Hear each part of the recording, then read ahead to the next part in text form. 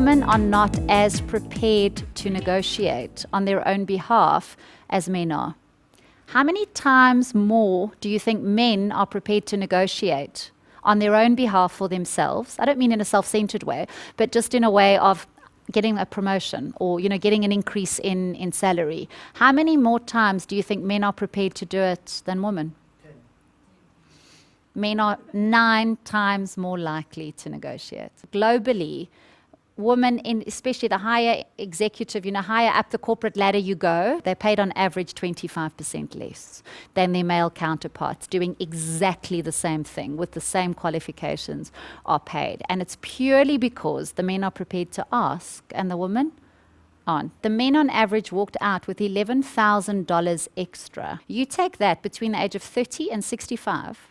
They worked it out where you are getting 3% annual increases. And if you take that money and invest it at a 5% yearly return, the men walk out at the end of their career at the age of 65. Let's turn it into rands because it always sounds so much more.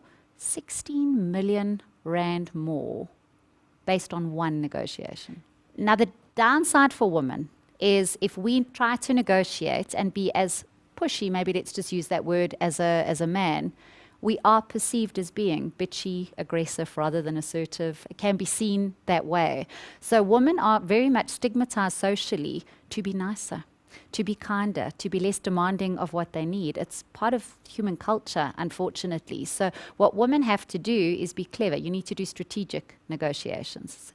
It's shown that if a woman negotiates on behalf of another woman in her team, that not only will she be seen more favorably, she's seen very favorably in a positive light, but she will also negotiate better, and often better than a man would, because it's on behalf of somebody else. Maybe that natural nurturing instinct, the mothering instinct kicking in. What leaders need to do is to encourage women in their space to talk up more, is to actually create that forum and space for them to have their needs heard, to allow that, to, if there's a project on the go, not to naturally hand it to the male colleague who put his hand up, but to actually be more aware of who's in the team and who actually could do that, because men are more likely to put their hand up and say, I want to be on that project, I'm interested in that.